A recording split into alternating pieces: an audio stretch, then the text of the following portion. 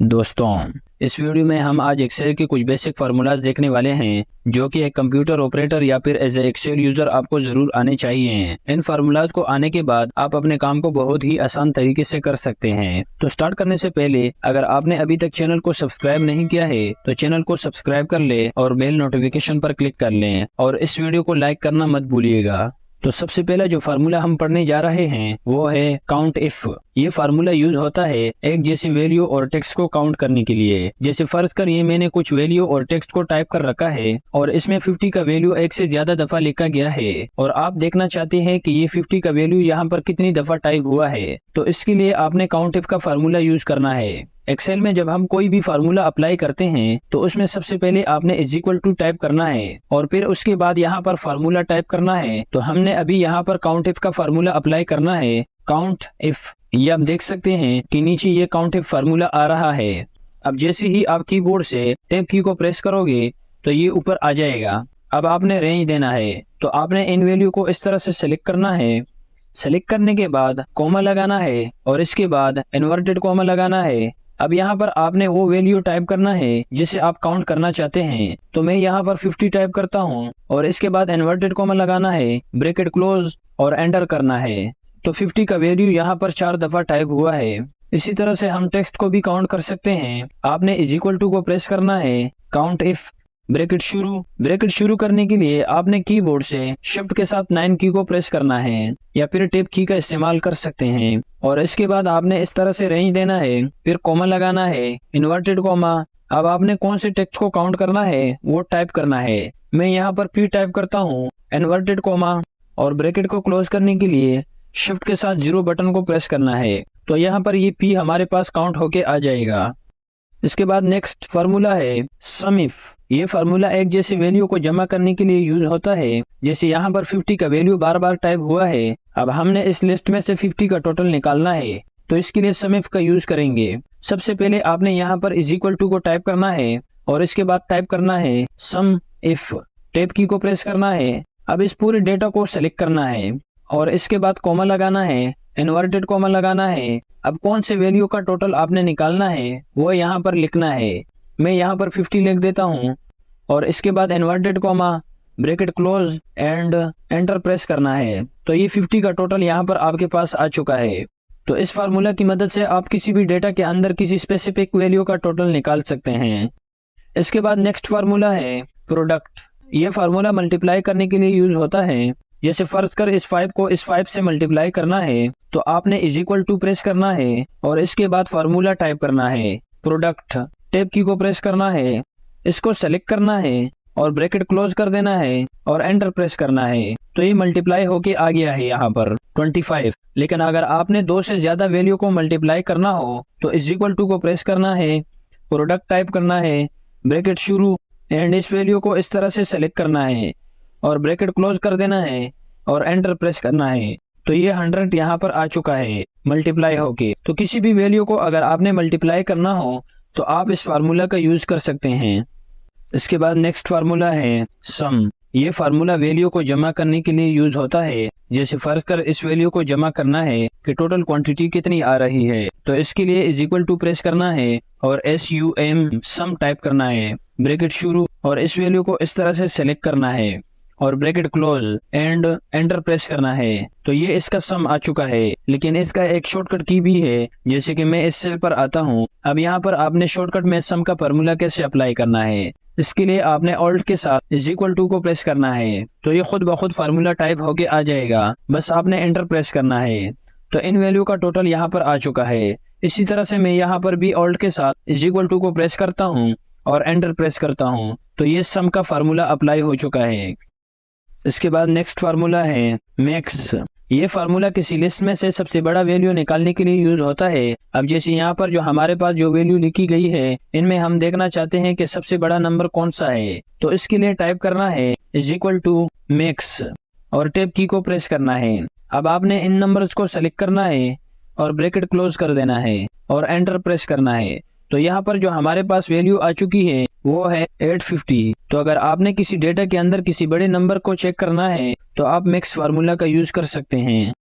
इसके बाद next formula है माइन। ये फार्मूला किसी लिस्ट के अंदर सबसे कम वैल्यू या फिर नंबर को निकालने के लिए यूज होता है। जैसे फर्ज कर एग्जांपल के तौर पर हमने इन नंबर्स में सबसे छोटा नंबर निकालना है, तो आपने इज इक्वल टू प्रेस करना है और माइन टाइप करना है, ब्रैकेट शुरू और इन नंबर को सेलेक्ट करना है और ब्रैकेट बंद और एंटर प्रेस करना है। तो ये आप देख सकते हैं कि जो सबसे छोटा वैल्यू हमारे पास है वो है 49। तो इसी तरह से आप किसी डेटा के अंदर से सबसे कम वाले नंबर को इस फार्मूला की मदद से चेक कर सकते हैं। नेक्स्ट फार्मूला है टुडे। इस फार्मूला की मदद से आप एक्सेल शीट में करंट डेट को इंसर्ट कर सकते हैं। इस फार्मूला में आपको किसी भी सेल वगैरह का सिलेक्शन नहीं लेनी पड़ती, बस जहां पर भी आपको डेट इंसर्ट कराना है उस सेल को सेलेक्ट कीजिए और टाइप करना है is equal to today, bracket शुरू एंड ब्रैकेट बंद और एंटर प्रेस करना है। तो ये डेट आपके सामने इंसर्ट हो चुका है, जो भी आपके कंप्यूटर का डेट है। इसके बाद नेक्स्ट फार्मूला है नाउ। ये फार्मूला भी सेम टुडे फार्मूला की तरह है, लेकिन इस फार्मूला का फायदा ये है कि आप डेट के साथ टाइम को भी इंसर्ट कर सकते हैं। इसके लिए आपने is equal to now type करना है और ब्रैकेट को शुरू करना है और क्लोज कर देना है और एंटर प्रेस करना है। तो आप देख सकते हैं कि डेट और टाइम दोनों एक साथ इंसर्ट हो चुके हैं। इसके बाद नेक्स्ट फार्मूला है काउंट। ये फार्मूला सेल को काउंट करता है, यानी कि गिनता है कि कितने सेल में डेटा टाइप हुआ है, लेकिन ये सिर्फ उन सेल को काउंट करता है जिनमें नंबर हो, बाकी खाली सेल को ये काउंट नहीं करता है। तो आपने यहाँ पर is equal to count type करना है और टैब की को प्रेस करना है और इसके बाद इस रेंज को सेलेक्ट करना है और ब्रैकेट क्लोज कर देना है और एंटर प्रेस कर देते हैं। तो ये 7 हमारे पास आ चुका है। तो इसने सिर्फ वो काउंट किए जिनमें नंबर है, बाकी खाली सेल को काउंट नहीं किया। इसके बाद नेक्स्ट फार्मूला है रोमन। इस फार्मूला की मदद से आप किसी भी नंबर को रोमन में कन्वर्ट कर सकते हैं। जैसे फर्ज कर मैंने यहाँ पर 1 से 10 तक नंबर लिखे हैं, अब मुझे ये नंबर रोमन में कन्वर्ट करने हैं। तो आपने यहाँ पर टाइप करना है इज इक्वल टू रोमन और टैब की को प्रेस करना है।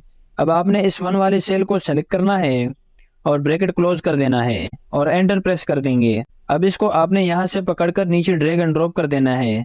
तो आप देख सकते हैं कि ये सारे नंबर रोमन में कन्वर्ट हो चुके हैं। इसके बाद नेक्स्ट फार्मूला है ट्रिम। इस फार्मूला की मदद से आप फालतू स्पेस को खत्म कर सकते हैं। अब हमने इन टेक्स्ट के दरमियान में से फालतू स्पेस को खत्म करना है, तो आपने टाइप करना है is equal to trim, tab की को प्रेस करना है और इस सेल को सेलेक्ट करना है और ब्रैकेट बंद और एंटर प्रेस कर देना है। अब आप यहाँ पर देख सकते हैं कि इस टेक्स्ट में से फालतू स्पेस खत्म हो चुका है। अब दोबारा इज इक्वल टू प्रेस करना है और ट्रिम टाइप करना है, टैब की को प्रेस करना है। अब इस नीचे वाले सेल को सेलेक्ट करना है और ब्रैकेट बंद और एंटर प्रेस कर देना है। तो ये आप देख सकते हैं कि फालतू स्पेस खत्म हो चुका है। इसके बाद नेक्स्ट फार्मूला है अपर। इस फार्मूला की मदद से आप टेक्स्ट को कैपिटल लेटर में कन्वर्ट कर सकते हैं। यहाँ पर मैंने कुछ नेम टाइप कर रखे हैं जो कि स्मॉल लेटर में है, इसको हमने कैपिटल यानी कि अपर केस में कन्वर्ट करना है। तो आपने यहाँ फार्मूला लगाना है is equal to upper, tab की का इस्तेमाल करेंगे और इसके बाद पहले वाले नेम को सिलेक्ट करेंगे और इसके बाद ब्रैकेट क्लोज और एंटर प्रेस कर देंगे। अब इसको इस तरह से नीचे की तरफ ड्रैग एंड ड्रॉप कर देंगे। तो आप देख सकते हैं कि सारे नेम अपर केस में आ चुके हैं। इसके बाद नेक्स्ट फार्मूला है लोअर। इस फार्मूला की मदद से आप डेटा को स्मॉल लेटर में कन्वर्ट कर सकते हैं। ये कुछ नेम है यहाँ पर जो कि अपर केस में है, तो आपने यहाँ पर इज इक्वल टू प्रेस करना है, लोअर टाइप करना है और यहाँ पहले वाले नेम को सेलेक्ट करते हैं और bracket close and enter press करना है। अब इसको इस तरह से ड्रैग एंड ड्रॉप कर देना है, तो स्मॉल लेटर में कन्वर्ट हो चुके हैं। ये आप यहाँ पर देख सकते हैं। इसके बाद नेक्स्ट फार्मूला है प्रॉपर। इस फार्मूला की हेल्प से आप टेक्स्ट को प्रॉपर केस में कन्वर्ट कर सकते हैं। जैसे कि आप यहाँ पर देख सकते हैं कि कुछ नेम मैंने यहाँ पर टाइप कर रखे हैं जो कि बिल्कुल रैंडम से टाइप कर रखे हैं। अब इसको हमने प्रॉपर केस में कन्वर्ट करना है, तो is equal to proper type करना है, ब्रैकेट शुरू। अब यहाँ पर इस पहले वाले सेल को सिलेक्ट कर लेते हैं और bracket close and enter press कर देते हैं। अब इसको आपने इस तरह से पकड़कर नीचे ड्रैग एंड ड्रॉप कर देना है। अब आप देख सकते हैं कि ये नाम प्रॉपर केस में कन्वर्ट हो चुके हैं। इसके बाद नेक्स्ट फार्मूला है रेप्ट। इस फार्मूला की मदद से आप किसी भी वर्ड को रिपीट कर सकते हैं। अब जैसे फर्ज कर मेरे पास ये कुछ नंबर्स है, अब ये नंबर के हिसाब से मुझे यहाँ पर एक चार्ट बार क्रिएट करना है। तो इसके लिए हम यहाँ पर is equal to rept type करेंगे और टैब की का यूज करेंगे। अब चार्ट बार बनाने के लिए आपने इन्वर्टेड कॉमा लगाना है और कैपिटल में आई को टाइप करना है और इन्वर्टेड कॉमा लगाना है एंड कॉमा। अब इसके बाद इस वैल्यू को सेलेक्ट करना है और ब्रैकेट क्लोज कर देना है एंड एंटर प्रेस करना है। अब इसको इस तरह से ड्रैग एंड ड्रॉप कर देना है। अब अगर आप इसकी व्यू को चेंज करना चाहते हैं तो यहाँ फॉन्ट में आकर यहाँ पर इम्पैक्ट टाइप करना है, तो ये इसकी व्यू चेंज हो चुकी है। तो इसी तरीके से आप रेफ्ट फार्मूला का यूज कर सकते हैं। इसके बाद नेक्स्ट फार्मूला है राउंड। इस फार्मूला को आप डेसिमल के बाद नंबर की लिमिटेशन के लिए यूज कर सकते हैं। अब जैसे फर्ज कर मेरे पास ये कुछ नंबर लिखे हुए हैं, अब मुझे यहाँ पर डेसिमल के बाद सिर्फ 2 नंबर शो कराने हैं, तो इसके लिए आप राउंड फार्मूला का यूज करेंगे। पहले इज इक्वल टू टाइप करना है और राउंड टाइप करना है, ब्रैकेट ओपन। अब आपने इन नंबर को सिलेक्ट करना है और कॉमा लगाना है। अब डेसिमल के बाद आपको कितने नंबर चाहिए वो टाइप करना है। मैं 2 लिख देता हूँ और bracket close and enter press करना है। अब इस तरह से नीचे ड्रैग एंड ड्रॉप कर देना है। अब आप देख सकते हैं कि पॉइंट के बाद सिर्फ 2 ही नंबर शो हो रहे हैं। इसके बाद अगला फार्मूला है कॉनकैटिनेट। इस फार्मूला की मदद से आप मल्टीपल सेल के डेटा को एक सेल में ला सकते हैं। जैसे फर्ज कर ये कुछ नाम लिखे हुए हैं और अलग अलग सेल में है। अब मुझे ये एक सेल में लाना है, तो इसके लिए इज इक्वल टू और कॉनकैटिनेट टाइप करना है और ब्रैकेट ओपन। अब पहले वाले सेल को सेलेक्ट करना है और कॉमा लगाना है। अब दूसरे वाले सेल को सेलेक्ट करना है एंड कॉमा। अब ये तीसरे वाले सेल को सेलेक्ट करना है और ब्रैकेट क्लोज कर देना है एंड एंटर प्रेस कर देना है। अब इसको ड्रैग एंड ड्रॉप कर देना है। तो इसी फार्मूला की मदद से आप मल्टीपल सेल के डेटा को एक सेल में ला सकते हैं। नेक्स्ट फार्मूला है लेन। ये फार्मूला आपको डेटा वैलिडेशन करने में बहुत मदद करेगा। जैसे फर्ज कर किसी सेल के अंदर बहुत बड़ा नंबर है और आप देखना चाहते हैं कि इसके अंदर कितने डिजिट है, तो इसके लिए is equal two lane, tab की को प्रेस करना है और इसके बाद इस सेल को सेलेक्ट करना है और bracket close and enter press करना है। अब इसको ड्रैग करना है। तो इस तरह से आप इस फार्मूला का यूज करके किसी भी सेल के अंदर डिजिट मालूम कर सकते हैं कि कितने डिजिट सेल के अंदर एंटर हुए हैं।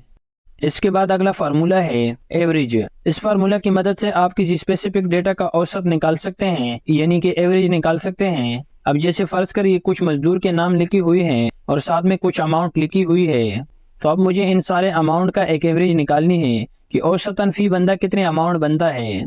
तो इसके लिए is equal to average type करना है, टैब की को प्रेस करना है और इस पूरे अमाउंट को सेलेक्ट करना है और ब्रैकेट बंद करना है और एंटर प्रेस करना है।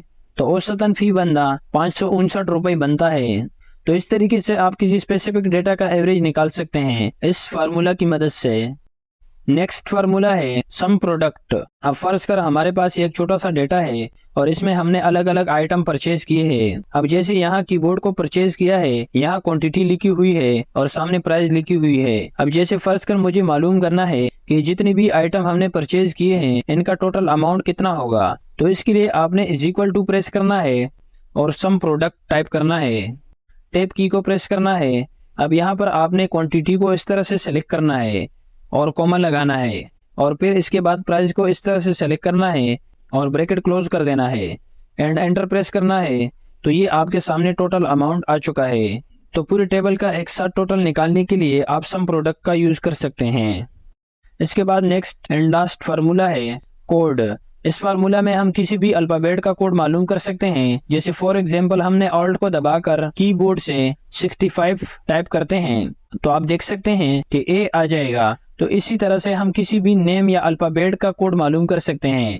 जैसे मैंने यहाँ उज़ैर टाइप किया, अब इसका कोड निकालना है तो आपने is equal to code type करना है, टैब की को प्रेस करना है, इसके बाद नाम को सेलेक्ट करना है और ब्रैकेट क्लोज कर देना है और एंटर प्रेस करना है। तो आप देख सकते हैं कि ये इसका कोड आ चुका है।